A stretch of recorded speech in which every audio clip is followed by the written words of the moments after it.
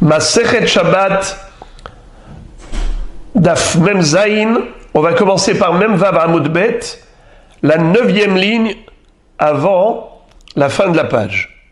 Ramele Abaye le Rav Yosef.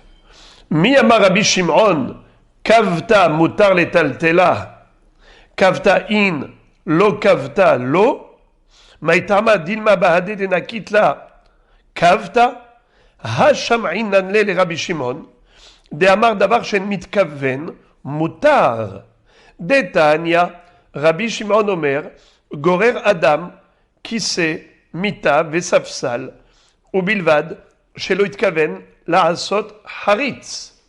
La Gemara pose une question nucléaire, atomique. Elle dit, je ne comprends pas quelque chose.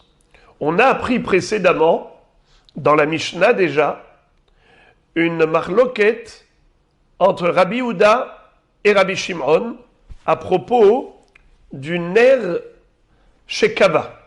C'est-à-dire, les nerot Shabbat, elles sont allumées depuis avant Shabbat, pendant tout le Ben Hashmashot et les quelques heures du début de la nuit. Mais à un moment donné, ça s'éteint.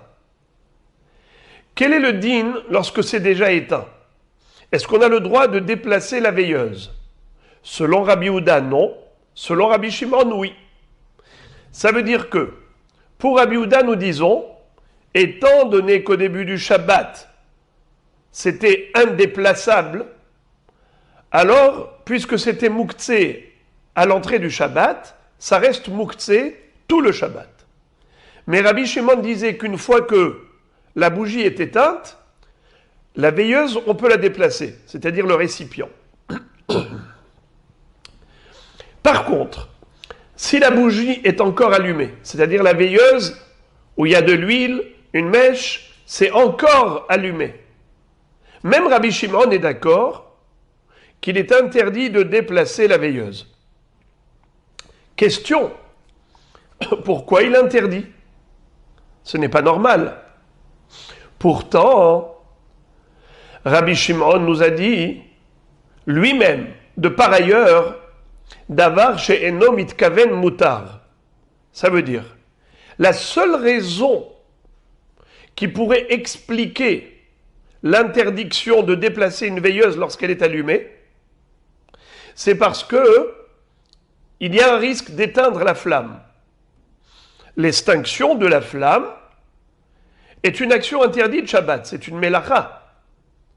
Alors, de peur qu'il arrive à éteindre, alors Rabbi Shimon est d'accord d'interdire le déplacement de la veilleuse lorsqu'elle est allumée. Ribono shel olam, mais ce n'est pas possible ça, puisque Rabbi Shimon lui-même nous enseigne un principe selon lequel un homme qui fait une action qui est permise, et cette action permise pourrait entraîner une action interdite. Exemple, quelqu'un qui a dans son jardin une chaise, il est fainéant, il n'a pas envie de soulever la chaise, il a envie d'attirer dans son jardin. A-t-il le droit? Rabbi Houda dit non, de peur qu'il fasse un sillon dans le sol. Rabbi Shimon dit oui, parce qu'il dit, cet homme n'a pas l'intention de faire un sillon, de labourer la terre. C'est vrai que labourer la terre, c'est interdit Shabbat, mais cet homme a nullement l'intention de labourer son jardin. Il veut juste tirer la chaise. Donc tirer la chaise, c'est une action permise. Ça pourrait éventuellement entraîner une action interdite, c'est-à-dire de faire des sillons. Mais ce n'est pas sûr. Et en plus, l'homme n'a pas la kavana, n'a pas l'intention de faire des sillons. Alors, étant donné que Rabbi Shimon lui-même nous a dit davar she'eno mitkaven mutar, alors pourquoi est-ce qu'ici il est d'accord d'interdire le déplacement d'une veilleuse allumée? Quel est le risque? Quel est le problème d'une veilleuse allumée? C'est parce qu'en la déplaçant, l'huile peut bouger et inonder la mèche et éteindre la flamme. C'est ça le risque. Ou en bougeant avec le vent va éteindre la flamme. Mais ça, ce n'est pas sûr. Et il n'a pas l'intention d'éteindre. Je répète, premièrement, il n'a pas l'intention d'éteindre. Deuxièmement, ce n'est pas sûr que ça va s'éteindre. Quand on déplace une veilleuse, c'est pas sûr que ça s'éteint à tous les coups.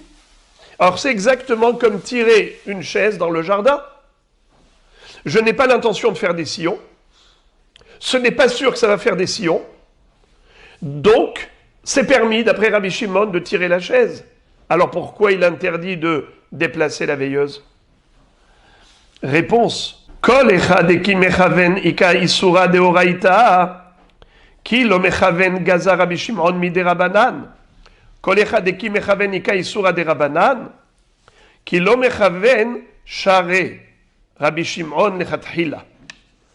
Très belle réponse. La Gemara dit qu'en fait, Rabbi Shimon descend d'un cran. À propos de la chaise dans le jardin, on a dit qu'il autorise de faire une action permise, même si elle pourrait éventuellement entraîner une action interdite. L'action permise, c'est tirer la chaise. Elle peut entraîner une action interdite, c'est quoi? Faire des sillons. Rabotaille, faire des sillons, comment ça s'appelle cette mélacha en hébreu? Labourer. Horesh, la mélacha de Horesh. Vous le savez déjà, que toute mélacha que l'on va accomplir de manière inhabituelle, ça veut dire une action que je fais de manière étrange, bizarre, eh bien cette mélacha, elle n'est pas interdite minatora. Elle est interdite que midérabanan. Ça s'appelle beshinouille. Et pourquoi c'est que midérabanan? Pourtant j'ai fait l'action. Qu'est-ce que ça change que je fasse une action normalement ou anormalement? Pourquoi, quand on fait, par exemple, allumer avec son doigt sur l'interrupteur, c'est minatora, assour minatora. Mais si je l'allume avec le coude, de manière inhabituelle, alors c'est permis minatora. Pourquoi? C'est assour parce que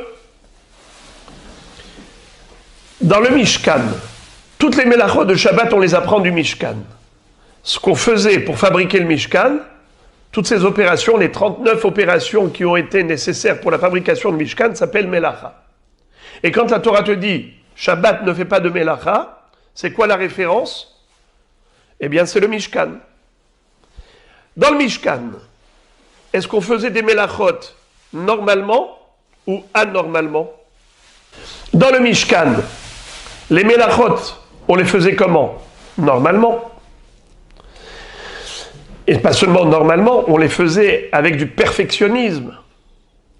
De ce fait, nous disons, puisque toute mélacha, elle est interdite minatora que si tu la fais normalement, alors si tu laboures le sol du jardin avec une chaise, quelqu'un qui prendrait une chaise, il se met à labourer le sol avec une chaise. Est-ce que c'est assour minatora ou midérabanan seulement? Que midérabanan. Parce que personne ne prend une chaise pour labourer un champ. On prend une pelle, on prend une faucille, une pioche. Depuis quand tu prends une chaise?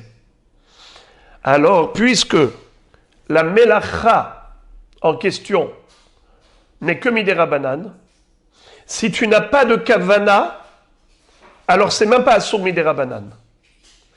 Si en étant mitkaven, c'est assour que midérabanan, c'est pas assour minatora, même quand tu as la kavana de labourer avec la chaise. Alors si en plus tu tires la chaise sans aucune kavana, il n'y a même pas de issour des rabanan. 3 niveaux. La mélacha avec une pioche, labourer, c'est assour minatora. Labourer avec une chaise, ça s'appelle beshinouille, c'est assour que midérabanan. Si tu fais beshinouille et sans kavana, alors c'est moutar totalement, d'après Rabbi Shimon. Par contre, éteindre dans l'absolu, c'est assour minatora. Si maintenant tu n'as pas la kavana d'éteindre, tu passes avec ta veilleuse et tu vas contre le vent et tu n'as pas la kavana d'éteindre, mais si ça s'éteint, ça s'appelle une manière normale d'éteindre. Si tu avais la kavana d'éteindre, eh bien ce serait une melacha minatora, assur minatora. Maintenant, tu n'as pas de kavana. Tu n'as pas de kavana, c'est tout de même assur miderabanan. C'est très joli comme réponse. Ça veut dire que Rabbi Shimon descend d'un cran. Si le issour il est toraïque, tu descends d'un cran, le issour il est rabbinique. Mais si à l'origine le issour il n'est que rabbinique, quand tu descends d'un cran, c'est moutard totalement.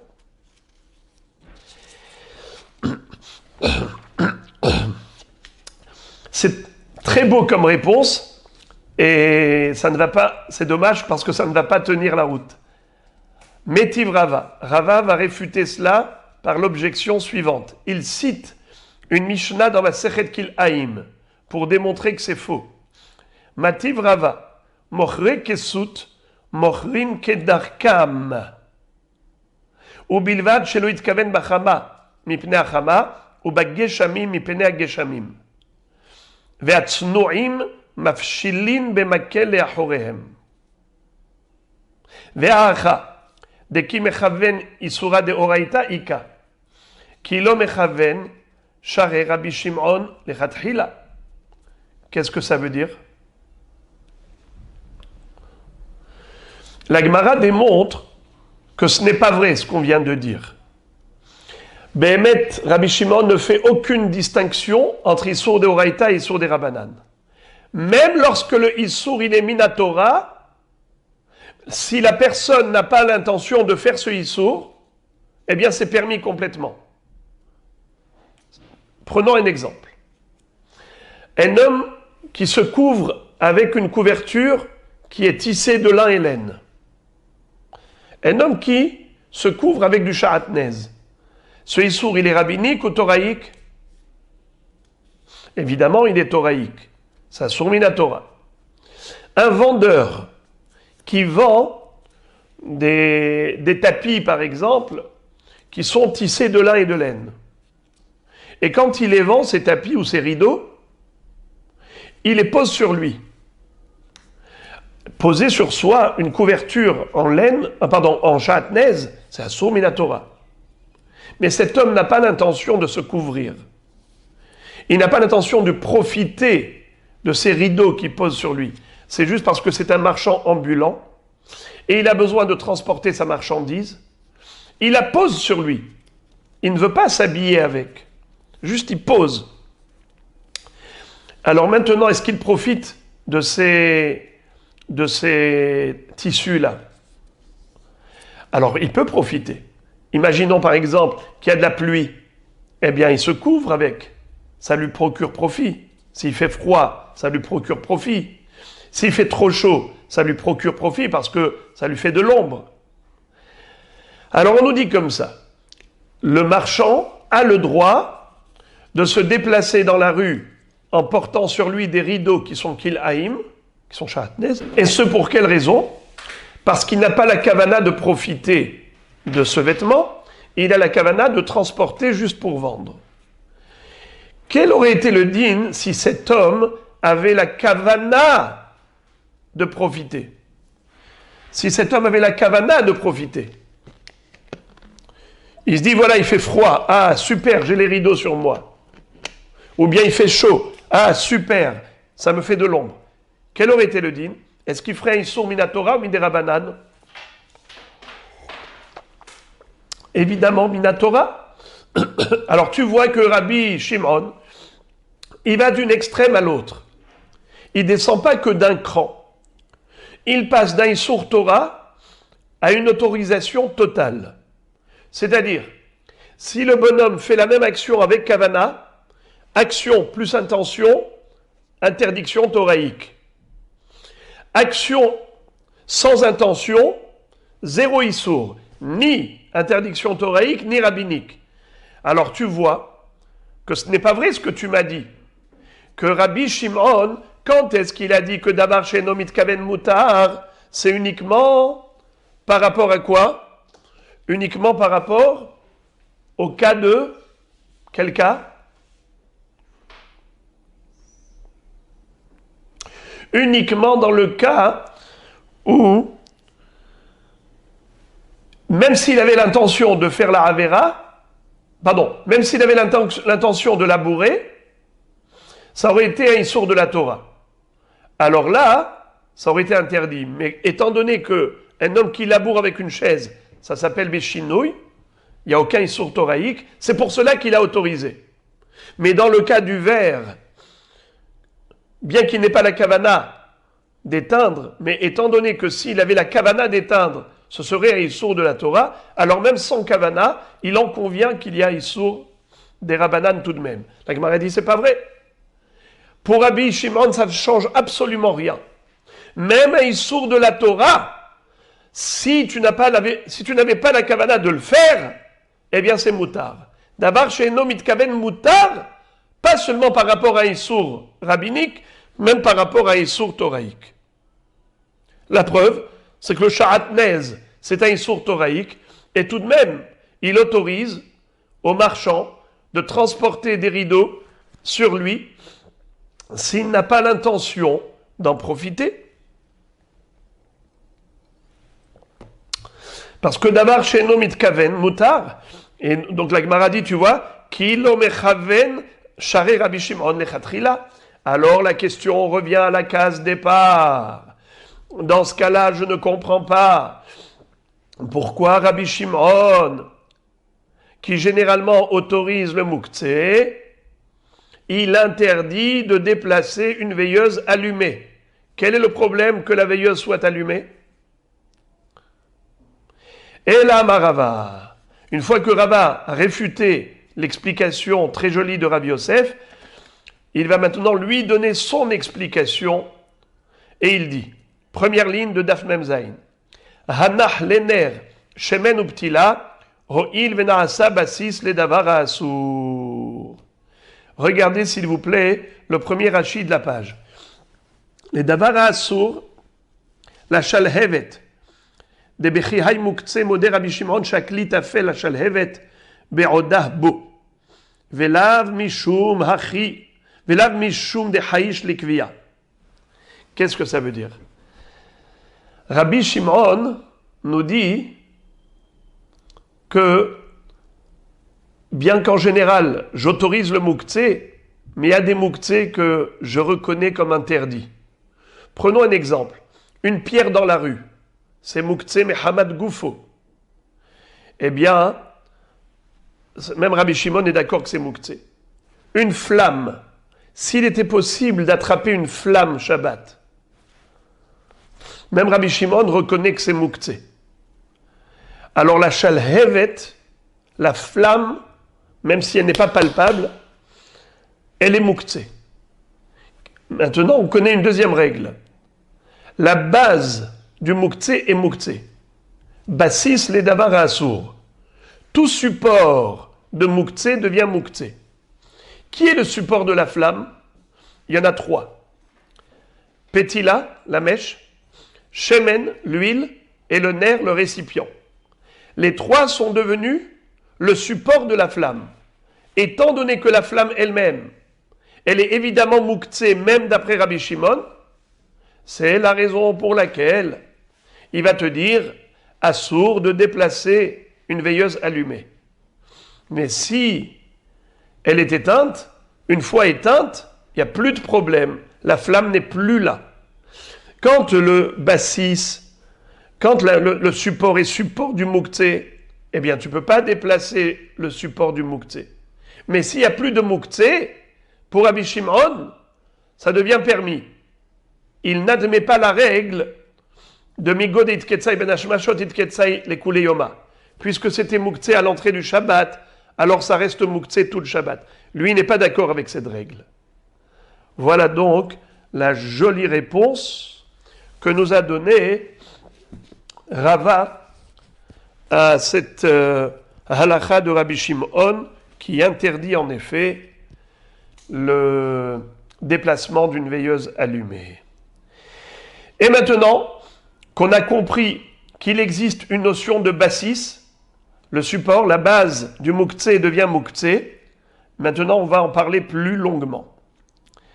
Amar Rabbi Zera, Amar Rabbi Assi, Amar Rabbi Yochanan, Amar Rabbi Hanina, Amar Rabbi Romanos, Lihiti Rabbi letaltel mahta be'efrah. 5 rabbanim. Rabbi Zera raconte au nom de Rabbi Assi, qui lui-même a raconté au nom de Rabbi Yochanan, qui lui-même a reçu cette histoire de Rabbi Hanina, qui lui-même a entendu de Rabbi Romanos, qui est l'auteur de l'histoire. Rabbi Romanos raconte Li hitir Rabbi letaltel mahta be'efrah. Rabbeinu Akadosh m'a autorisé de déplacer l'encensoir avec de la cendre qui était dedans. Ça veut dire que c'était un encensoir éteint, il y avait dedans de la cendre, et la Gemara comprend pour l'instant que la cendre c'est du mouktsé, et bien que le kéli, l'encensoir c'est un kéli, donc on aurait pu le déplacer, mais étant donné qu'il y avait dedans du éfer, eh bien on ne devrait pas pouvoir le déplacer, même pas les tzorech goufo, les tzorech mekomo. Et pourtant Rabbeinu Akadosh a autorisé à Rabbi Romanos de déplacer l'encensoir avec la cendre éteinte qu'il y avait dedans. Je vous invite à lire la troisième ligne de Rashi. Amar Rabbi Romanos, Li hiti Rabbi letaltel mahta shel levona be'efrah. Kasalka da'atin be'efrah a'im efrah ka'amar. She'ha'efer muktzeh ve'lo hayu tzrichim lo. C'est-à-dire, Rabbi Romanos a dit que il m'a permis, Rabbeinu Akadosh, de porter l'encensoir avec de la cendre. Et la cendre, a priori, c'est muktzeh, puisqu'on n'en a pas besoin. On n'a pas besoin de la cendre, c'est du muktzeh. C'est comme des pierres. Et malgré tout, puisque le kéli est déplaçable, l'encensoir lui-même est déplaçable, puisque c'est un kéli, et si c'est un kéli chez Mlartoli Issour, s'il était vide et que j'ai besoin de la place, ou bien que j'ai besoin de mettre quelque chose dedans, des fruits ou autre, eh bien je peux m'en servir. C'est un kéli. Mais d'accord, c'est un kéli, mais il y a à l'intérieur de ce kéli du FR. Alors ce kéli, c'est un support de muktzeh, puisque la cendre, elle ne sert à rien.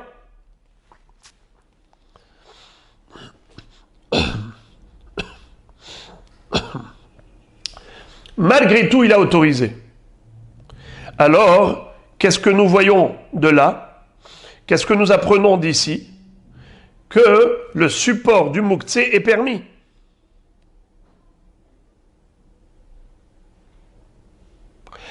Amar les Rabbi Zera les Rabbi Assi, mi Amar Rabbi Yochanan hachi. Rabbi Zera va dire à Rabbi Assi, est-ce que Rabbi Yochanan autorise une chose pareille? Alors Rabbi Zera pose une question à Rabbi Assi. Il lui dit, mais est-ce que Rabbi Yochanan autorise de déplacer le support du muktzeh? Bassis les davarasu, ma pitom. Ve'atnan. Pourtant on a appris dans une Mishnah, notel adam beno ve'a even beyado, o kalkala ve'a even betocha. Un homme a le droit de prendre son fils dans ses bras, même si son fils se trouve a une pierre dans sa main. Et la pierre, elle est muktzeh. Et on parle ici d'un bébé qui pleure. Son père est obligé de le prendre dans les bras. Si tu lui enlèves la pierre, il pleure. Si tu le soulèves pas dans les bras, il pleure. Et pas juste des pleurs, des crises. Alors, on autorise le papa de soulever son fils et de le prendre dans les bras, bien que la pierre se trouve dans la main du bébé. Deuxième autorisation de la Mishnah, kalkala ve'aven betocha. On a le droit de soulever une corbeille avec une pierre dedans. Alors quoi? On a le droit de soulever une corbeille avec une pierre dedans? Pas du tout. Amarabar barbar hana marab yochanan bekalkala melea perot askinan. Qu'est-ce que ça veut dire? On parle d'une kalkala, c'est-à-dire une corbeille où il y a dedans deux objets, des fruits et une pierre. Étant donné que la corbeille elle est le support de deux éléments, fruits et pierre, étant donné que les fruits c'est plus important que la pierre, alors on considère que la corbeille, elle est oui déplaçable, car elle n'est pas que le support d'une chose interdite, du mouktsé, la pierre, mais elle est support des fruits qui ne sont pas mouktsé. Et regardez comment il lui a fait la déduction. Tama deidbe pere, halidba pere lo. Toute la raison pour laquelle Rabbi Yochanan a autorisé de déplacer la kalkala, c'est parce qu'il y a dedans des fruits. Mais s'il n'y avait pas des fruits, il n'y avait que la pierre, eh bien c'est assourd de déplacer la corbeille à cause de la pierre qui est dedans. Alors comment Rabbi Yochanan a pu raconter une chose pareille au nom de Rabbi Romanos, qui a dit que c'est permis, que Rabbeinu Akadosh lui a permis de déplacer l'encensoir avec de la cendre. Eshtomem kesha'a hada. Rabbi Assi, quand il a entendu cette couchia de Rabbi Zera, il est resté bouche bée 1 minute. Ça veut dire qu'il ne s'attendait pas à cette question. Et donc il est resté en train de réfléchir. Ishtomem kesha'a hada, c'est une expression qui est reprise du Sefer Daniel. Quand on dit quelqu'un qui est choqué, alors on dit Ishtomem kesha'a hada. Il est resté bouche bée un moment. Et après ça, il a réfléchi. Il lui a dit, j'ai la bonne réponse. J'ai la bonne réponse. Laquelle? Acha namide idbekartin. Qu'est-ce que ça veut dire idbekartin? Acha idbekartin. Ici, il y a dedans, dans l'encensoir, que Rabbeinu Akadosh a autorisé à Rabbi Romanos de déplacer, c'était avec des graines d'encens. C'est quoi des graines d'encens? C'est-à-dire qu'on mettait des herbes parfumées dans le charbon, et c'est comme ça qu'on allait encenser la maison. La maison allait se remplir de bonne odeur avec les herbes parfumées que l'on mettait à brûler dans l'encensoir. Parfois, le feu n'avait pas brûlé toutes les herbes, tout l'encens. Parfois, il restait des granulés qui n'ont pas été consumés. Alors, on faisait du recyclage. On allait récupérer ces morceaux d'encens qui n'ont pas été brûlés, et donc, on va pouvoir les utiliser. Ça veut dire quoi? Que la raison pour laquelle Rabbeinu Akadosh a autorisé à Rabbi Romanos de déplacer l'encensoir pendant Shabbat, c'est parce qu'il y avait encore à l'intérieur de l'encensoir des morceaux, des granulés de plantes parfumées qui étaient recyclables. Donc c'était... Et on les voyait, ça veut dire, il lui a dit certainement, si Rabbeinu Akadosh lui a permis, je ne peux pas imaginer autrement que cela. Qu'il n'y avait pas que de la cendre. Il y avait certainement au milieu de la cendre, il y avait encore des morceaux d'encens qui n'étaient pas encore épuisés, liquidés, et c'est certainement par rapport à eux qu'il a autorisé. Comme on a dit maintenant, si dans une corbeille, il y a des fruits et une pierre, tu as le droit de déplacer la corbeille par rapport aux fruits, car les fruits, c'est plus important que la corbeille. Pardon, c'est plus important que la pierre. Donc la corbeille est support des fruits. La même chose, dans l'encensoir, tu as 2 choses. Tu as de la cendre qui est mouktsé, et tu as des kartines qui ne sont pas mouktsé. Alors, pourquoi il lui a permis de déplacer l'encensoir? Certainement, c'est grâce aux kartines qui étaient dedans. C'est une supposition de Rav Assi pour répondre à la question bombe de Rabbi Zera. Alors la Gemara pose la question, elle dit « Amar Abaye ». Elle dit « C'est pas possible cette réponse. Pourquoi ?»« Kartin berabi mihashive ». Est-ce que tu crois que des débris d'encens qui se trouvent dans la cendre, c'est quelque chose qui est important aux yeux de Rabbeinu Akadosh. Rabbeinu Akadosh était d'une richesse inouïe, colossale. Il était comme Antoninos, l'empereur, tellement il était riche. C'est sûr que pour lui, ça n'a aucune espèce d'importance. Les petits granulés de plantes parfumées qu'il y a dans la cendre, ne me dis pas que c'est pour ça que c'est permis de déplacer l'encensoir. Vechitema de chazul anim. Et si tu vas me dire, d'accord, pour Rabbi, c'est pas important, mais c'est important pour les Aniim. Et à ce titre-là, ce serait considéré comme mutar. Ce serait considéré comme non muktzé. La Gemara dit, c'est pas vrai. Pourquoi ce n'est pas vrai? Hatania bigde Aniim la Aniim, bigde Ashirim la Ashirim. Qu'est-ce que ça veut dire?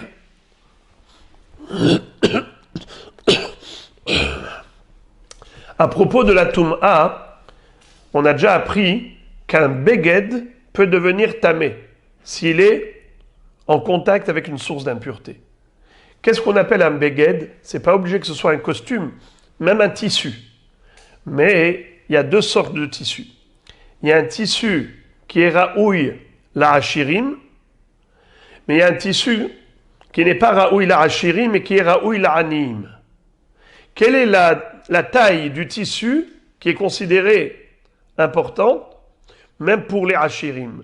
S'il y a minimum de 3 tfahim, 30 cm par 30 cm. Mais si c'est moins que ça, les hashirim jettent à la poubelle ces chiffons, ces tissus. Tandis que les anim, ils les gardent. Tant qu'il y a 3 etzbaot sur 3 etzbaot, les anim gardent ces tissus. Alors maintenant, si ce tissu se trouve chez le hachir, et il fait moins de 3 tfahim, est-ce qu'il est mekabel tum'a? Non. Parce que chez le hachir, pour le hachir, il n'est pas considéré comme mekabel tum'a. Il n'est pas considéré comme hashuv. C'est pas un beged. S'il appartient à Ani, et le Ani le garde, eh bien, c'est considéré comme raouille, comme raouille. Il peut l'utiliser comme pièce de raccommodage. À ce titre-là, c'est Mekabel Touma. Alors tu vois que tout est relatif.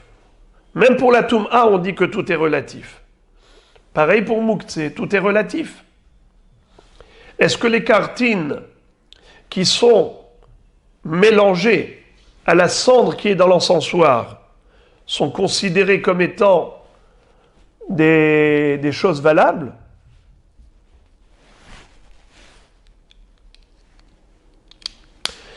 Pour Rabbeinu Akadosh, certainement pas. Rabbeinu Akadosh, lui, est tellement riche, donc ne me dis pas que c'est grâce aux cartines qui lui a permis. Puisqu'on voit que c'est subjectif, c'est pas objectif. Même si pour des anim, ces cartines, c'est important, mais puisque pour Rabbeinu Akadosh, qui était riche, ce cartine n'est pas important, donc tu peux pas me dire que c'est pour cette raison qu'il lui a autorisé le déplacement de l'encensoir. Alors il faut toujours trouver une réponse. Et là, Amar Abaye, midedava graf shel re'i. Abaye nous dit, tu sais pourquoi Rabbeinu Akadosh a autorisé à Rabbi Romanos de déplacer l'encensoir? C'était en fait pour l'évacuer, c'est-à-dire pour faire sortir d'ici l'encensoir, parce que ça le dégoûtait à Rabbeinu Akadosh d'avoir un kéli ici avec de la cendre.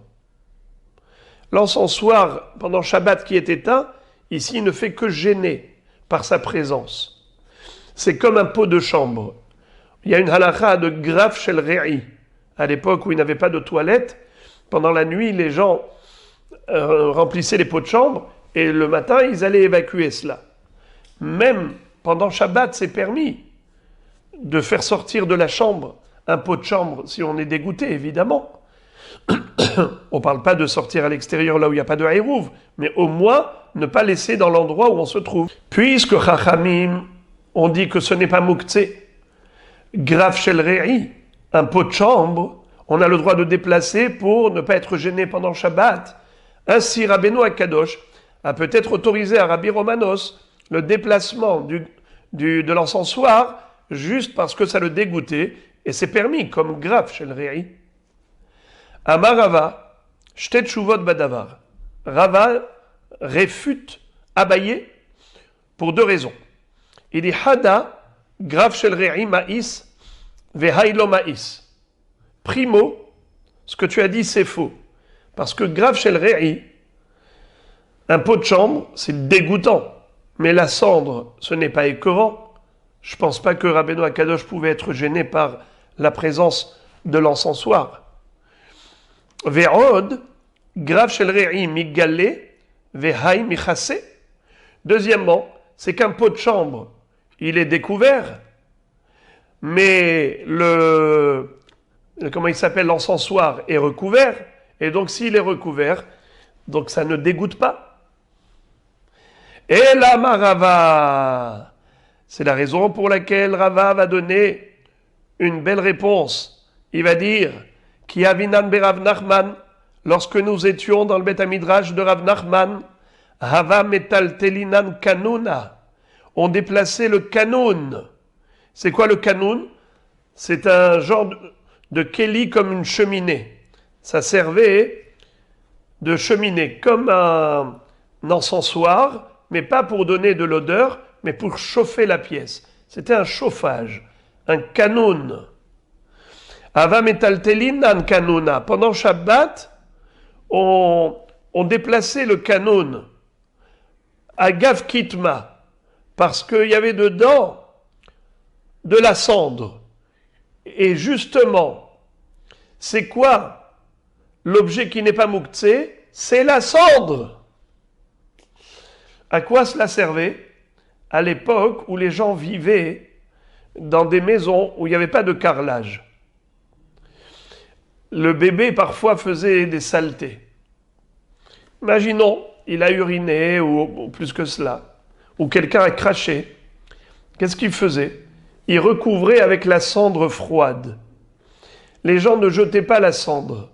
Elle avait une utilité pour cela, de recouvrir les saletés. Alors justement, il lui dit, tu veux savoir pourquoi Rabbeinu Akadosh a autorisé à Rabbi Romanos le déplacement de l'encensoir avec de la cendre dedans? Et le début du débat, c'était justement de se dire, mais Ribono shel Olam, comment il a autorisé de déplacer l'encensoir, le Kéli, alors qu'il y a dedans du Mouktsé, du Efer? On a bien dit que le bassis, les Davara Assour, on n'a pas le droit de déplacer le support du Mouktsé, comme la flamme avec la veilleuse. Ribono shel Olam, comment il lui a autorisé cela? Mais il y a le Efer, il y a la cendre qui est Mouktsé. Il lui a dit, détrompe-toi, c'est tout le contraire. L'encensoir, tu peux le déplacer grâce à la cendre, car c'est la cendre qui est l'objet utilisable dans les maisons. L'usage domestique de la cendre qui était répandu à l'époque, eh bien justement, c'est ce qui a fait que ce n'était pas mouktsé, et il n'y avait aucune interdiction de déplacer l'encensoir. Qu'est-ce que ça veut dire? Pourtant, dans l'encensoir, c'est vrai qu'il y a de la cendre, ou le kanoun, il y a de la cendre, mais il y a aussi des morceaux de bois, c'est-à-dire le bois qui est dedans. Des morceaux de bûches de bois qui n'ont pas encore brûlé. Il y a toujours des rescapés, des tisons du feu, c'est-à-dire shivrei etzim. Et ces shivrei etzim ne servent à rien, puisque tu ne peux pas recouvrir de la saleté avec des shivrei etzim. On recouvre la saleté avec la cendre en poudre, mais pas des morceaux de braise qui n'ont pas brûlé. Alors, pourquoi tu ne dirais pas que ce serait assourd de déplacer le kanoun? Réponse, puisque le ikar c'est la cendre, eh bien, ce n'est pas grave qu'il y ait dedans des morceaux de etzim, car on va d'après l'essentiel. Alors la Gemara dit, Si c'est comme ça, Metive Veshavin, Sheim Yeshba Shivre Petila Sheasur Letaltel. Incroyable. Comment me dis-tu que ça ne me dérange pas la présence des débris de bois dans le canoun? Parce que le principal, c'est la cendre. Mais pourtant, il y a une braïta qui dit Veshavin, c'est qui Shavin? Ils sont d'accord. Qui? Rabbi Yehuda et Rabbi Shimon. Généralement, Rabbi Yehuda interdit le mouktsé, Rabbi Shimon autorise. On avait dit que le nerf, on peut le déplacer après extinction. Mais attention, si dans le nerf, après extinction, il y a une pétila, même Rabbi Shimon est d'accord avec Rabbi Yehuda d'interdire. Pourquoi? Parce que Shivré pétila, la mèche, elle est mouktsé. Je m'explique. L'huile qui reste est utilisable. Mets-la dans ta salade. Ou bien tu vas te badigeonner les mains. Le verre, tu peux l'utiliser pour faire toutes sortes de choses avec le récipient. Mais attention, s'il reste une pétila, la pétila, elle est mouktsé mechamad goufo, même d'après Rabbi Shimon. Alors, comme on avait dit que la flamme, c'était mouktsé même d'après Rabbi Shimon. Même la pétila, c'est mouktsé même d'après Rabbi Shimon. Puisqu'on ne peut pas allumer pendant le Shabbat avec. La flamme ou la pétila, c'est des choses interdites Shabbat. Donc, c'est mouktsé dans l'absolu. Mais Hamat Issour ou Mechamat Goufo. Mais en tout cas, même Rabbi Shimon est d'accord que c'est mouktsé. Alors, comment il autorise de déplacer le nerf? Il autorise de déplacer le nerf s'il ne reste plus de pétila. Mais s'il y a une mèche ici, chivré pétila, comme la pétila elle est mouktsé, même le nerf, même le récipient qui est le support de la pétila, assourd. Comment ça se fait? Mais il y a pourtant de l'huile dans la veilleuse. Il y a deux éléments qui restent. Il y a de l'huile qui reste et il y a la pétila qui reste. Pourquoi tu interdis de déplacer le verre à cause de la pétila, mais pourtant il y a de l'huile, et l'huile c'est certainement plus important que la pétila? Tu vois donc que la règle que tu m'as enseignée, c'est faux. Ça n'existe pas ce principe de dire que quand on a un support avec deux éléments dedans, un permis et un mouktsé, si le permis il est plus important que le mouktsé, alors on a le droit de déplacer le support des deux. Si c'était vrai dans le canoun, alors pourquoi ce n'est pas vrai pour le nerf? Dans le nerf, après extinction, tu me dis, s'il n'y a plus de mèche du tout, tu peux le déplacer d'après Rabbi Shimon. Tu peux déplacer le nerf avec l'huile. Mais si il y a une mèche dedans, ce qu'on appelle chivré pétila, le reste de la mèche, assourd de déplacer le nerf même d'après Rabbi Shimon. Pourquoi? Parce que le nerf, il est support de la pétila, qui elle est mouktsé, même d'après Rabbi Shimon. Ribono shel olam. Mais dans ce nerf, il y a deux éléments. Il y a shemen et chivré pétila. Qui est plus important? L'huile d'olive ou la mèche? L'huile d'olive. Et malgré tout, Rabbi Shimon interdit de déplacer le nerf à cause de la pétila qui se trouve dans l'huile. Réponse, Amar Abaye, Begalila Shanu. Ici, on parle de Galilée. Qu'est-ce qu'il y a en Galilée? Dans le Galil, il n'avait pas beaucoup de pishtan. Il n'avait pas beaucoup de lin. Et comment ils fabriquaient les mèches pour allumer les veilleuses à l'époque? C'était Kol hayotze min haaretz en madlikin bo el pishtan. On allumait avec des mèches de lin. Comme le lin était une chose rarissime en Galilée, c'est la raison pour laquelle ça a toute son importance. Et si c'est important, alors c'est plus important que l'huile. Alors le nerf, tu ne peux pas dire qu'il est le support de l'huile et accessoirement support de la mèche. comme on avait dit, le support des fruits et accessoirement support de la pierre. Et la pierre par rapport aux fruits, c'est pas hachouv. Là-bas c'est vrai.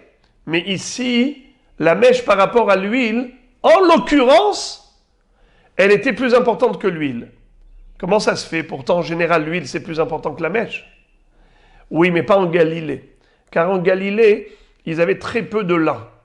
C'était quelque chose d'extrêmement précieux. Donc, lorsqu'il restait de la mèche quelque chose, on ne la jetait pas à la poubelle pour prendre une autre.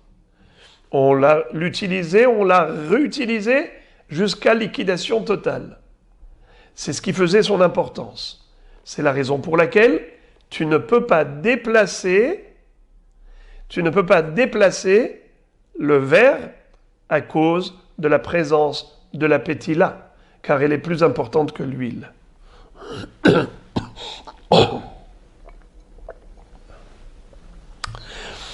Et même si c'est pas plus important et que les deux ils ont le même niveau, l'huile et la mèche, même s'ils sont égaux au niveau d'importance, interdit de déplacer le keli. On continue et maintenant on va changer totalement de sujet. Vous vous rappelez les amis, lorsqu'on avait parlé à un moment donné de Menorah Shel Huliot, lorsque Rav Assi, pendant Shabbat, lorsque Rav Assi était assis, il a reçu sur lui la Menorah, c'est-à-dire une Menorah qui est tombée sur lui, une Menorah éteinte, et il ne l'a pas prise avec sa main. Et on avait expliqué que ce n'était pas un problème de Mouktsé, c'était un problème de Chuliot, de peur que ça tombe, que ça se démonte, et après tu vas le remonter. Shabbat, on n'a pas le droit de fabriquer un keli. Maké bepatish. Gmar melacha, c'est maké bepatish. Alors regardez.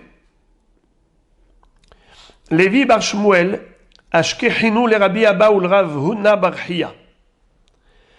À ce propos, la Gemara va nous citer un très grand débat par rapport à l'interdiction de fabriquer un keli pendant Shabbat ou même de le remonter une fois qu'il a été démonté. Lévi bar Shmuel ashkechinu le Rabbi Abba ou le Rav Huna bar Hiya. Lévi bar Shmuel a croisé Rabbi Abba et Rav Huna bar Hiya. De avu kaime apitha de Rav Huna. Ils étaient debout devant la porte du Beth Midrash de Rav Huna. Amar Lehu, il leur a posé une question de halacha. Ma'u le'achzir mita shel tarsiim beShabbat. Tarsiim, c'est des orfèvres, plutôt des forgerons, qui travaillent dans la fabrication des kelim en cuivre ou la réparation des kelim de cuivre. Tzorfe nechoshet, nous dit Rashi. Trasim, tzorfe nechoshet. Ces gens-là allaient d'une ville à l'autre et disaient aux gens, venez si vous voulez acheter des kelim de cuivre ou bien on vous répare les vôtres, s'ils se sont troués ou abîmés. Eux, qu'est-ce qu'ils avaient? Ils avaient des lits démontables. Et là où ils allaient d'une ville à l'autre, ils dormaient sur leur lit. Mais comment ils dormaient? Eh bien, ils remontaient les lits. On enlevait tous les pieds, on enlevait les montants, tac, tac, tac, on pliait tout ça. Et après, quand il fallait la nuit dormir, ils prenaient leur mita. Comme ça dit Rashi. Trasim, tzorfe nechoshet, sheolchim me'ir le'ir, lim lartan, venos'im immahem, mitot shel prakim. Des lits démontables. Alors la question est de savoir, est-ce que Shabbat, on a le droit de remonter le lit, de le refabriquer? Amrou les Shapir d'Ami. Ils lui ont dit c'est permis. Ata les kamé des Rabbi Yehuda. Alors Lévi bar Sissi est allé voir Rabbi Yehuda, il lui a reposé la même question et il lui a dit écoutez Rabbi, ce que m'ont répondu ces deux grands rabbanim, ils m'ont dit que c'est permis. Alors Rabbi Yehuda rebondit en disant quoi? Comment ils ont pu te dire une chose pareille que c'est permis? Harav ou Shmuel Namre Tarvayu, Hamarzir Mitash El Trasim et Shabbat Chayav Khatat. Ces deux grands maîtres ont dit que celui qui remonte le lit Mitash El Trasim pendant Shabbat, eh bien il est Chayav Khatat. Il doit apporter un korban au Beth Amikdash pour se faire pardonner. En d'autres termes, c'est Asur Minatora. Alors Tosfot explique le débat ainsi. Tosfot explique qu'il y a trois façons de remonter un lit. Mitash el Trasim, soit avec Tkia, soit avec Hidduk, et soit Berifion. Qu'est-ce que c'est Rifion? Rifion, c'est relâcher. Ça veut dire que même si je mets les pieds du lit dans les trous du lit, du sommier, ce n'est pas suffisamment serré. Ça bouge. Alors ça a une forme de lit, mais ça bouge beaucoup, c'est instable. Ça s'appelle Berifion. La fixation, elle est faible. Deuxième façon de faire, c'est ce qu'on appelle Hidduk. Hidduk, ça veut dire que c'est serré, mais il n'y a pas des clous pour fixer. C'est Mehoudak, c'est serré, mais c'est pas Takua Bemasmerim. Troisième niveau, c'est Tkia Bemasmerim. Que Mamash, il a été Tokeya. Alors, s'il est Tokeya, c'est sûr qu'il est Chayav Khatat. S'il est Behiduk, alors c'est ça la discussion. Behiduk, d'après eux, on va voir après, d'après eux, quel est le din du Hidduk. Mais nous, on ne parle pas ici ni de Tkia ni de Hidduk. Ici, on parle de Rifion. C'était là tout le débat. La question qu'il leur a posée, a-t-on le droit de monter un keli, de monter un lit, mais en mettant des pieds faiblement? Non seulement qu'elles ne sont pas clouées, que les pieds ne sont pas cloués, mais en plus, c'est même pas fixé.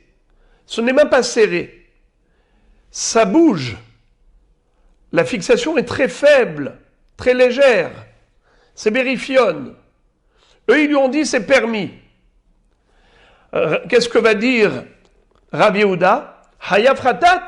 Tosfot disent jamais de la vie. On ne peut pas avoir une mahloket à tel point diamétralement opposé. Il dit que Chayav Khatat, c'est dans la mesure où on a fixé, on a serré, ce qu'on appelle Behiduk. Il y a plus forte raison s'il était touché avec Masmerim. Mais ce que voulait dire Rav Yehuda, c'est que si il y a Chiyuv Minatora, dans le cas où il a serré, alors il est logique que Chachamim interdise un cran de moins. C'est-à-dire, même si ce n'est pas serré, même Berifion, même si c'est relâché. Alors, je répète,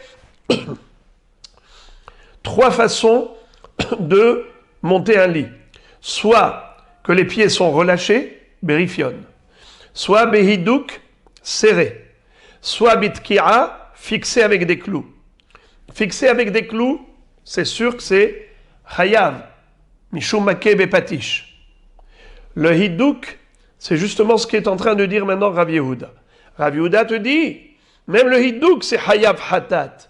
Si on est Chayav Khatat, c'est Asur Minatora en serrant, alors il est logique d'interdire Berifion, Miderabanan au moins. Car les Chachamim mettent toujours une barrière de sécurité. Ils prennent toujours une marge de plus de sécurité.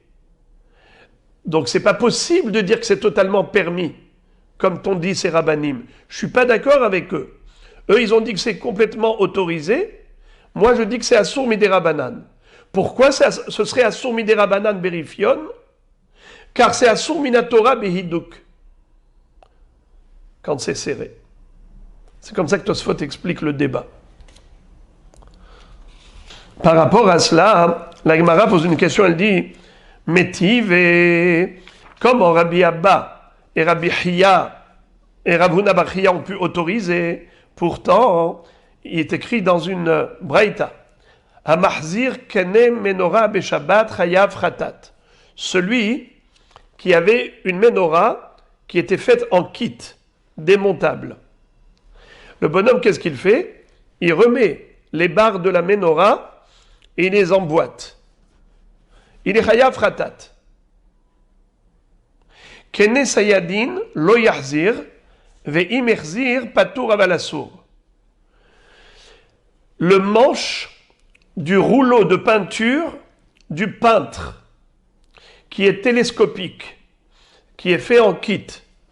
Le peintre, comment est-ce qu'il agit quand il veut peindre un mur? Alors quand il y a des endroits qui sont proches de lui, il prend un rouleau qui a un manche qui est petit, de manière à ce qu'il puisse maîtriser la peinture. Mais dès qu'il doit peindre des hauteurs inaccessibles pour lui, alors il prend un manche de bois et il fait rentrer dans le rouleau. Et c'est comme ça qu'il a maintenant la main longue. Et s'il a besoin d'aller encore plus haut, alors il emboîte encore une autre partie. C'est fait en kit. On appelle ça kané chez le sayadin. Sayadin, c'est le peintre, parce qu'il prend du cide, de la chaux, pour mettre sur les murs comme peinture. Étant donné que ce manche télescopique du rouleau du peintre, c'est quelque chose qu'on démonte, qu'on remonte, qu'on démonte, qu'on remonte en permanence, c'est pas quelque chose qui est censé durer, alors il n'y a pas de chiyuv ratat. Même s'il a serré, il n'y a pas de chiyuv ratat. Tandis que la menorah, c'est pas fait pour tous les jours démonter, remonter, démonter. Quand tu as besoin, par exemple, de voyager, quand tu as besoin de laver, là tu vas démonter. Mais sinon, ça reste comme ça. Alors, la Braïta nous dit, Hamachzir kane menorah beshabbat chayav ratat. Quelqu'un qui a monté un candélabre pendant Shabbat, il a serré chayav ratat. Mais quelqu'un qui a monté le manche du peintre, qu'il a fabriqué, c'est-à-dire qu'il a emboîté les pièces de ce manche en kit, le manche télescopique, eh bien, il n'est pas chayav. Patour aval assour. Patour de khatat, mais assour midera banan. Encore, Rabbi Simai Omer, Keren agula chayav, Keren peshuta patour. Qu'est-ce que ça veut dire? Ils avaient à l'époque des saxophones fabriqués de différentes façons. Ils prenaient comme un chauffard ou un roseau, ils faisaient des trous dedans, et dans ces trous, on allait emboîter dedans encore des flûtes et des clarinettes et des saxos, et quand tu soufflais à l'intérieur du keren, tu avais des sons extraordinaires. C'était merveilleux. Alors, on avait deux keren. Soit on a un keren qui est pshuta, ça veut dire qui est long, droit, soit qui était circulaire, qui était de forme ronde. Alors si c'est arrondi, courbé, il fallait, quand on enfonçait les autres kelim, il fallait vraiment les fixer fortement. Mais si c'est keren pshuta, on n'avait pas besoin de fixer fortement. On n'avait pas besoin de professionnalisme. C'était facile de faire entrer et faire sortir. Alors on nous dit, Rabbi Simai Omer, Keren Agula Chayav, Keren Pshuta Patour. Si le Keren il est Agol, alors Chayav. Si le Keren est Pashut, alors Patour. Maintenant la Gemara pose la question, et elle dit, donc tu vois que la menorah, c'est assourd de l'emboîter pendant Shabbat, et quelqu'un qui aurait emboîté les barres du candélabre pendant Shabbat, c'est écrit clairement dans la Braïta, Hayav Khatat. Alors quelle différence avec Mita Shel Trasim, le lit des marchands ambulants qui d'un endroit à l'autre. Quand ils vont, ils plient leur lit, mais après ils le remontent. Ici, on voit... Dans la menorah, on a dit chayav ratat, et pour le mita, tu me dis mutar. Comment ils peuvent dire mutar? Même si tu vas me dire que c'était pas bien fixé, mais il faut qu'il y ait au moins Issour des Rabbanan. Ici, on voit carrément chayav ratat. Alors la réponse, inhu de amour ki haïtana. Eux, ils se sont appuyés sur un autre tana, des Tanya, que nous retrouvons dans la braïta suivante. Malbenot hamita, les sabots du lit. À l'époque, comme ils vivaient sur de la terre battue, il y avait beaucoup d'humidité du sol. Alors les lits qui étaient en bois étaient rongés par l'humidité. Qu'est-ce qu'on faisait astucieusement? On prenait des sabots, c'est-à-dire des morceaux de bois, des carrés de bois ou des rectangles, on faisait un trou dedans et on emboîtait les pieds du lit. Malbenot hamita, vekarot hamita, ou les pieds du lit, ou les vahim shel skibas, les petites pièces de bois qu'on mettait dans l'arc pour tirer des flèches, afin que ce soit encore plus fort. Donc on mettait des pièces de bois qui étaient emboîtées là-dedans, dans l'arc. Loya hazir, veimihzir patour. Faut pas les monter pendant Shabbat. Et s'il a fait cela pendant Shabbat, patour abalassour. Ça veut dire que c'est patour minatora, mais c'est assour miderabanan. Velo itka, veimtaka hayaf ratat. Ça veut dire qu'on a ici deux niveaux, comme j'ai dit. Serré, si c'est serré, patour abalassour. Et s'il est tokeya, carrément chayav ratat. Tokeya, carrément chayav ratat. Rashbag Omer, imaya rafouy mutar. Rashbag nous dit mutar. C'est-à-dire que tu as le droit de le monter pendant Shabbat si ce n'est pas fixé, c'est pas serré.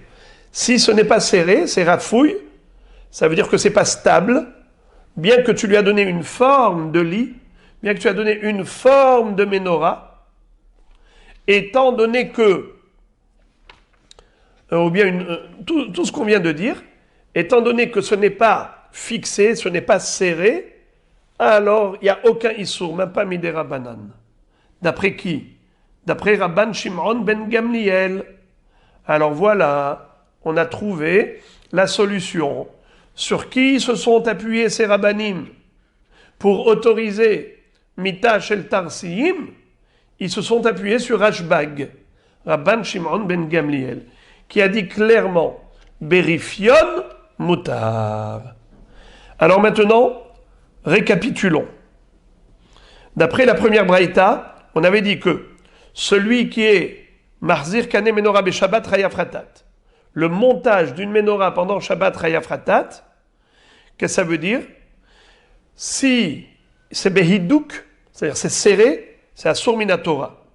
Et si c'est Berifion, c'est Asur Miderabanan, de peur qu'il aille serré. Comme ça on avait vu Rav Shmuel. Tanakama, de la deuxième braïta, qu'est-ce qu'il disait? Que même Behidouk, c'est que Miderabanan. Et même Berifion, c'est que Miderabanan. Pour lui, le Issour de la Torah, c'est que Betakar, avec des clous. Mais si c'est juste serré, sans clous, ça ne s'appelle pas fixé, eh bien, les deux, c'est Asur que Miderabanan. Berifion et Behidouk. Mais Rabban Shimon ben Gamliel, lui, nous dit Hidouk, c'est Asur que Miderabanan, mais Berifion, c'est Moutar totalement. Voyez-vous les différents niveaux que nous avons. Alors, en effet, d'après Rabban Shimon ben Gamliel, le Issour Torah, c'est qu'avec des masmerim, le Hidouk, c'est que Miderabanan, et Berifion, Moutar les Gamre. La Gemara conclut le sujet. Berav Hama, Hava Mita Glelanita. Rabbi Hama, il avait un lit qui était pliant, qui était, comment on appelle ça, démontable. Hava mehader ela beyomatava. Pendant Yom Tov, il était en train de le placer, de l'installer, de le monter. Amarle Aoumide Rabanan les Rava. Lorsque un élève qui était là-bas avait vu Rava, qui était lui le fils de Rav Yosef Bar Hama, alors il lui dit Maïda'atar, binyan minatzadou, pour quelle raison tu penses que c'est moutard de faire une chose pareille? Parce que tu le fais beshinouille, comme ça dit Rashi. Minatzad, qu'est-ce que ça veut dire minatzad? Mi pene shenat kua ou mehadka bechose karela minatzad klomar alide shinouille. Tu veux considérer que c'est une construction d'un lit, mais de manière inhabituelle parce qu'il n'a pas mis des clous. Et comme il n'a pas mis des clous, ça s'appelle inhabituel. Et par conséquent, c'est moutard. Nehide isura de oraita leka, isura de rabanan miaika. Même s'il n'y a pas de issour de la Torah, mais il y a tout de même un issour des rabanan, même si c'est bérifionne, même si c'est relâché. Amarle, Anna, que Rabban Shimon ben Gamliel svirali, de Amar imaya rafoui mutar. Rava lui répond, moi je m'appuie sur Rabban Shimon ben Gamliel. Rabban Shimon ben Gamliel a dit que si c'est relâché, c'est totalement permis. Voyez-vous?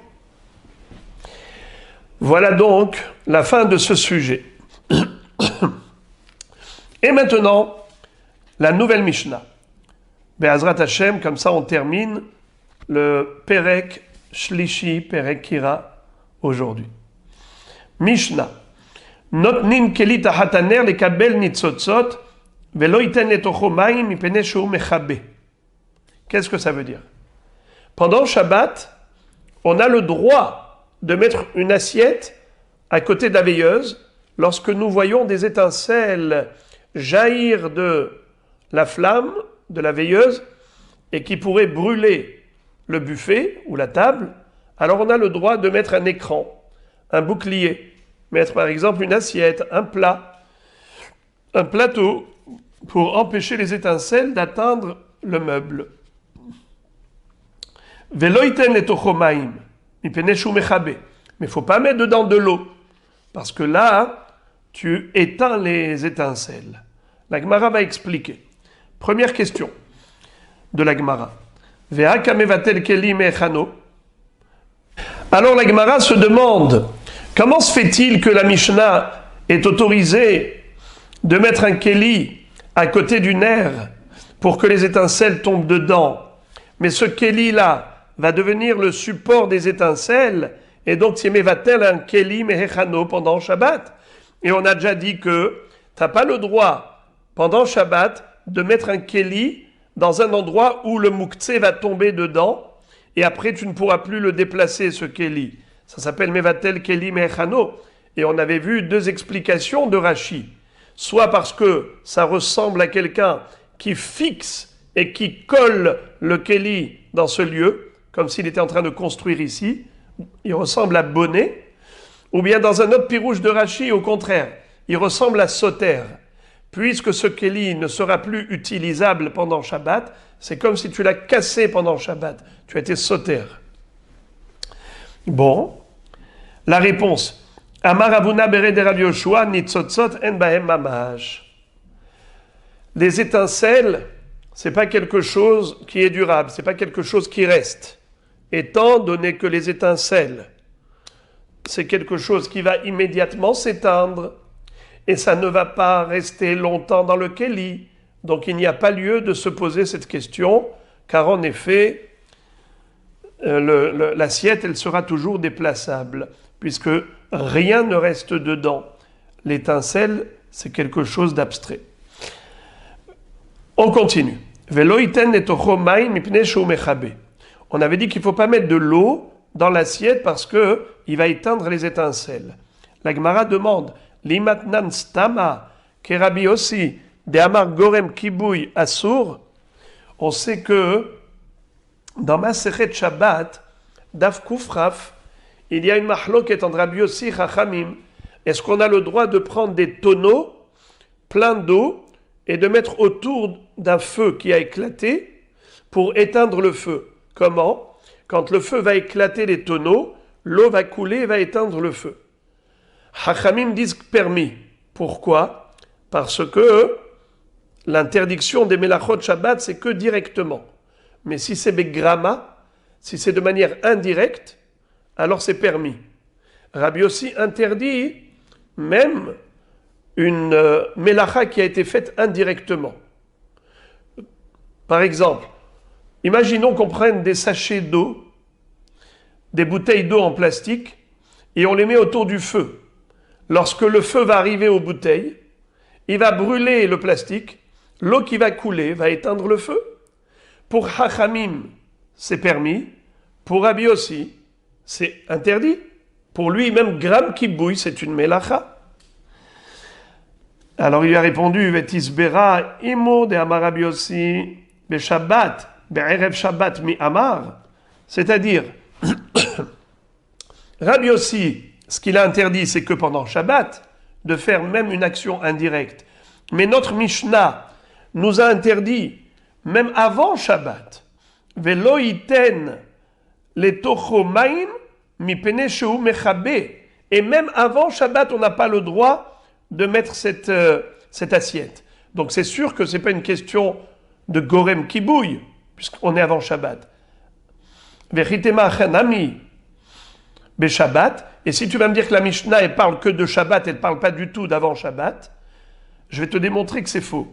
Vehatania, voici une braïta qui dit clairement, Notnim kelit achataner le kabel nitzotzot be Shabbat, ve'en tzarich lomar be erev Shabbat. La braïta nous dit qu'il est autorisé de mettre une assiette vide à côté du nerf afin de recueillir les étincelles qui tombent. Ça c'est permis même pendant Shabbat, à plus forte raison avant Shabbat.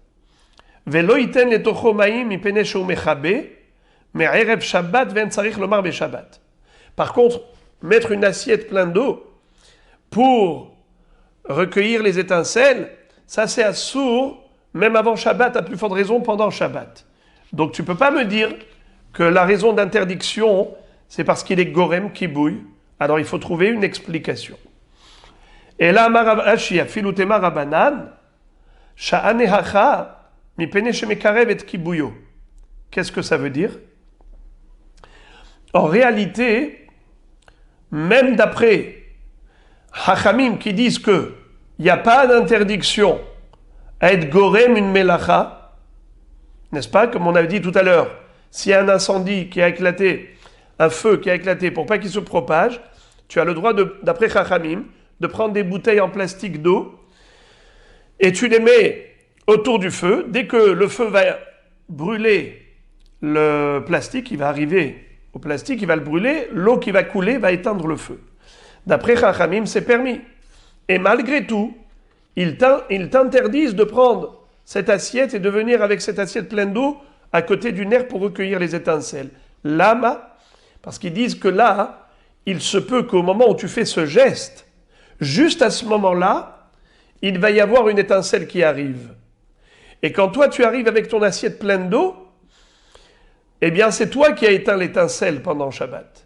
C'est la raison pour laquelle, par mesure de précaution, ils nous ont interdit cela. Regardez le dernier Rashi du Perek.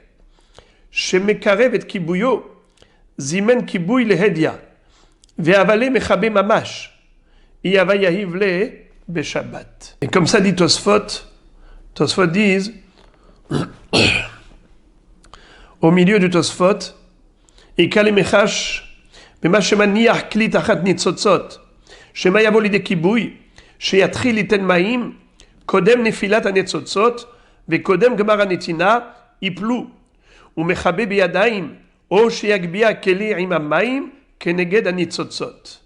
Voilà donc pourquoi Chachamim ont interdit de mettre de l'eau là-bas pour empêcher les étincelles. Tu peux mettre un keli vide, mais pas un keli plein d'eau. Ok.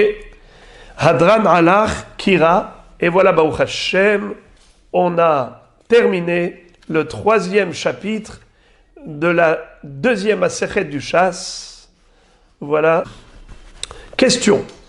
Comment se fait-il que les Chachamim est interdit de mettre de l'eau dans l'assiette qu'on va mettre à côté du nerf pour recueillir les étincelles? Cette action est interdite même avant Shabbat, de peur qu'ils fassent la même chose pendant Shabbat. Mais si c'est comme ça, alors on va tout interdire avant Shabbat de peur que l'homme le fasse pendant Shabbat. C'est pas possible. Et en plus, on a une notion de En Gozrim Gzera Ligzera. On ne met pas une barrière sur une barrière. La réponse, c'est que, en général, une chose qui est interdite pendant Shabbat, tu n'as pas besoin de l'interdire avant Shabbat. Parce que les gens comprennent la différence. Pendant Shabbat, c'est assour, avant Shabbat, c'est permis. Tandis que prendre une assiette avec de l'eau et de la mettre à côté du nerf pour recueillir les étincelles qui risqueraient de tomber dedans, ça paraît comme quelque chose de permis aux yeux des hommes. Les hommes n'y voient pas le problème. Et en réalité, c'est quoi le problème? C'est pas parce que ça va causer une extinction. Gram kibouy, c'est permis d'après Chachamim. C'est que de peur que juste au moment où il est en train de mettre l'eau, juste à ce moment-là, il y a une étincelle qui arrive et que c'est lui qui va éteindre l'étincelle de ses propres mains avec l'eau. C'est pour cela que Chachamim ont interdit. Ça, c'est une chose auquel les gens ne pensent pas du tout. Les gens se disent, mais quel est le problème? J'arrive avec une assiette d'eau, je la mets à côté du nerf. Et alors? Quel est le problème? J'ai rien fait. J'ai posé sur le buffet une assiette d'eau. Alors, les gens ne voient pas plus loin que leur bout du nez. C'est les Chachamim qui sont prévoyants. Chachamim ont dit, de peur que juste à ce moment-là, tu éteignes l'étincelle qui tombe du nerf. Ah, ça on l'a interdit même avant Shabbat. Parce que si cette action, l'homme s'habitue à la faire avant Shabbat, de mettre une assiette à côté du nerf, il va se dire, eh bien pourquoi pas même pendant Shabbat? Il ne comprendra pas la différence et il n'y voit pas l'interdit. Il ne voit pas la raison d'interdire. C'est pour cela que Hachamim ont dit, si tu veux que la Gzera de pendant Shabbat elle tienne, tu es obligé de faire une Gzera même avant Shabbat. C'est ce qu'on appelle dans la Gemara Betza, Kula Hada Gzerahi. C'est pas deux Gzerot une sur l'autre. C'est une seule Gzera. Parce que si tu veux que la première Gzera elle tienne, tu es obligé de faire la deuxième Gzera. Vous comprenez? Alors, ça c'est Tosfot qui le dit. Je vous invite à le lire quand vous en aurez l'occasion. Mais ça c'est une idée de Tosfot. Bruchim Tiyu.